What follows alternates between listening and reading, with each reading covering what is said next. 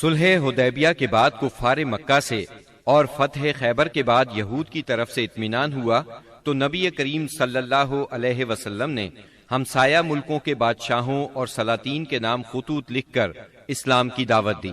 آپ نے روم کے بادشاہ قیصر، مصر کے شاہ مقوقس، شام کے غسانی بادشاہ حارث بن ابی شمر، یمامہ کے حاکم حوزہ اور عمان کے حاکم کے پاس اپنے سفیروں کے ذریعے سے دعوتی خطوط ارسال فرمائے۔ ان خطوط کی عبارت نہایت مختصر اور سادہ ہوتی تھی، مثلا بسم اللہ الرحمن الرحیم، یہ خط محمد بن عبداللہ کی طرف سے ہے جو اللہ کا بندہ اور رسول ہے، تمہیں دین اسلام کی طرف دعوت دیتا ہے۔ اگر تم نے انکار کیا تو تمہاری قوم بھی ہدایت سے محروم رہے گی، اس لیے قوم کی گمراہی کی ذمہ داری بھی تم پر ہوگی۔ نجاشی کا نام اسہمہ بن ابجر تھا۔ آپ نے اسے یہ خط لکھا، بسم اللہ الرحمن الرحیم، یہ خط ہے اللہ کے نبی صلی اللہ علیہ وسلم کی طرف سے نجاشی اسہمہ شاہ حبشہ کی طرف۔ اس شخص پر سلام ہو جو ہدایت کی پیروی کرے اور اللہ اور اس کے رسول پر ایمان لائے۔ میں شہادت دیتا ہوں کہ اللہ وحدہ لا شریک کے سوا کوئی عبادت کے لائق نہیں، اس نے کسی کو اپنی بیوی بنایا نہ لڑکا، اور میں اس کی بھی شہادت دیتا ہوں کہ محمد اس کا بندہ اور رسول ہے، اور میں تمہیں اسلام کی دعوت دیتا ہوں کیونکہ میں اس کا رسول ہوں، لہٰذا اسلام لے آؤ، سلامت رہو گے۔ اے اہل کتاب، ایک ایسی بات کی طرف آؤ جو ہمارے اور تمہارے درمیان برابر ہے، وہ یہ کہ ہم اللہ کے سوا کسی اور کی عبادت نہ کریں، اس کے ساتھ کسی کو شریک نہ ٹھہرائیں، اور ہم میں سے بعض کو اللہ کے سوا رب نہ بنائے۔ پس اگر وہ منہ موڑیں تو کہہ دو کہ گواہ رہو ہم مسلمان ہیں۔ اگر تم نے یہ دعوت قبول نہ کی تو تم پر اپنی قوم کے نصارہ کا گناہ ہوگا۔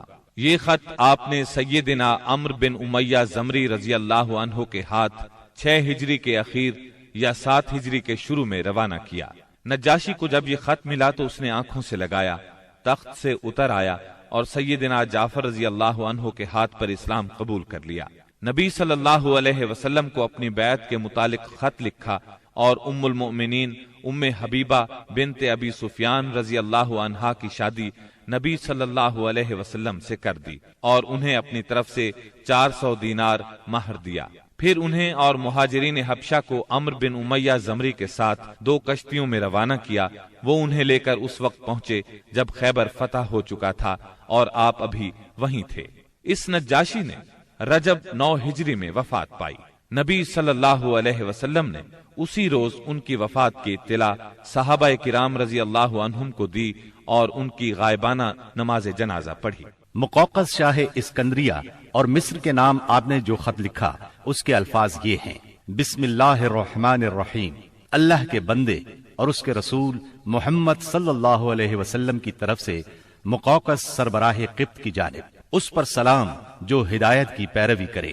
اما بعد، میں تمہیں اسلام کی دعوت دیتا ہوں، اسلام لے آؤ، سلامت رہو گے۔ اسلام لے آؤ، اللہ تمہیں دوہرا اجر دے گا، لیکن اگر تم نے منہ موڑا تو تم پر اہل قبط کا بھی گناہ ہوگا۔ اور اے اہل کتاب، ایسی بات کی طرف آؤ جو ہمارے اور تمہارے درمیان برابر ہے، وہ یہ کہ ہم اللہ کے سوا کسی کی عبادت نہ کریں اور اس کے ساتھ کسی کو شریک نہ ٹھہرائیں، اور ہم میں سے بعض کو اللہ کے سوا رب نہ بنائے۔ پس اگر وہ منہ موڑیں تو کہہ دو تم گواہ رہو کہ ہم مسلمان ہیں۔ یہ خط آپ نے حاتب بن ابی بلتع رضی اللہ عنہ کے ہاتھ بھیجا۔ انہوں نے مقوقس سے گفتگو کی، اسے خط دیا۔ مقوقس نے ان کی عزت افزائی کی اور خط کو ہاتھی دانت کے ڈبے میں رکھ کر اس پر مہر لگائی اور اسے محفوظ کر لیا، اور نبی صلی اللہ علیہ وسلم کو جواب لکھا اور اس میں اقرار کیا کہ ایک نبی باقی رہ گئے ہیں اور میں سمجھتا تھا وہ ملک شام سے نکلیں گے۔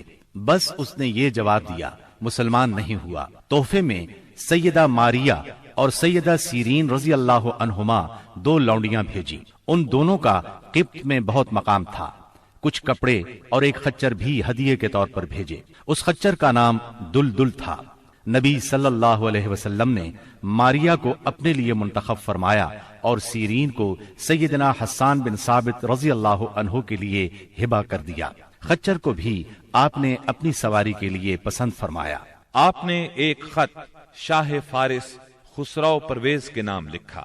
آپ نے اسے لکھا بسم اللہ الرحمن الرحیم محمد رسول اللہ صلی اللہ علیہ وسلم کی طرف سے کسرا والی فارس کی جانب، اس شخص پر سلام جو ہدایت کی پیروی کرے اور اللہ اور اس کے رسول پر ایمان لائے اور گواہی دے کہ اللہ کے سوا کوئی عبادت کے لائق نہیں، وہ تنہا ہے، اس کا کوئی شریک نہیں، اور محمد صلی اللہ علیہ وسلم اس کے بندے اور رسول ہیں۔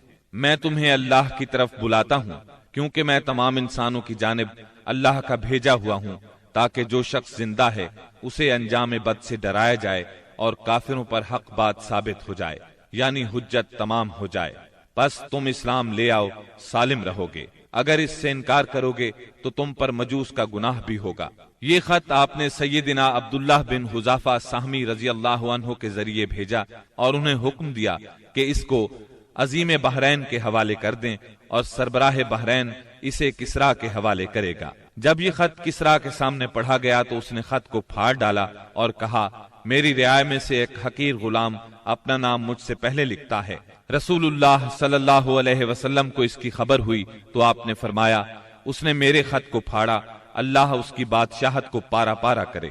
اور پھر وہی ہوا جو آپ نے فرمایا تھا، چنانچہ اس کے لشکر نے رومیوں کے مقابلے میں بدترین شکست کھائی۔ پھر خسرو کے بیٹے شیرویہ نے اس کے خلاف بغاوت کی، اسے قتل کر دیا اور خود بادشاہ بن بیٹھا۔ اس کے بعد وہاں ٹوٹ پھوٹ کا ایک سلسلہ چل نکلا، یہاں تک کہ سیدنا عمر فاروق رضی اللہ عنہ کے دور میں اسلامی لشکر نے اس ملک کو فتح کیا اور یہ بادشاہت ہمیشہ کے لیے ختم ہو گئی۔ آپ نے ایک خط حارث بن ابی شمر غسانی کے نام لکھا، یہ قیصر کی طرف سے دمشق کا امیر تھا۔ اس کے نام آپ نے جو خط لکھا وہ یہ تھا، بسم اللہ الرحمن الرحیم محمد رسول اللہ صلی اللہ علیہ وسلم کی طرف سے حارث بن ابی شمر کی طرف، اس پر سلام جو ہدایت کی پیروی کرے اور اللہ پر ایمان لائے اور تصدیق کرے۔ میں تجھے دعوت دیتا ہوں کہ اللہ وحدہ لا شریک پر ایمان لیا، تیرے لیے تیرا ملک باقی رہے گا۔ آپ نے یہ خط قبیلہ اسد بن خزیمہ سے تعلق رکھنے والے ایک صحابی شجاع بن وہب اسدی رضی اللہ عنہ کے ہاتھ بھیجا۔ حارث کو خط ملا، پڑھ کر بولا، کون ہے جو مجھ سے میرا ملک چھینے گا؟ اس کے بعد اس نے مسلمانوں سے جنگ کی تیاری شروع کر دی اور شجاع بن وہب اسدی رضی اللہ عنہ سے کہا، جو کچھ دیکھ رہے ہو اپنے صاحب کو اس کی خبر کر دینا۔ پھر اس نے قیصر سے جنگ کی اجازت چاہی، مگر قیصر نے اسے اس ارادے سے باز رکھا۔ تب اس نے شجاع بن وہب کو تحائف دے کر رخصت کیا اور رخصت کرتے وقت اچھا سلوک کیا۔ آپ نے ایک خط بصرہ کے امیر کے نام لکھا، اسے اسلام کی دعوت دی اور سیدنا حارث بن عمیر ازدی رضی اللہ عنہ کے ہاتھ روانہ فرمایا۔ سیدنا حارث جنوبی اردن کے علاقے بلقا کے ایک مقام موتا میں پہنچے تو شرابیل بن عمر غسانی نے ان کا سامنا کیا اور انہیں شہید کر دیا۔ قاصدوں کے سلسلے میں یہ سب سے سخت ظالمانہ قدم تھا، ان کے سوا نبی صلی اللہ علیہ وسلم کا کوئی قاصد قتل نہیں کیا گیا۔ آپ نے اس پر سخت غم و غصے کا اظہار فرمایا اور یہی واقعہ بعد میں غزوہ موتا کا سبب بنا، اس کا ذکر آگے آئے گا۔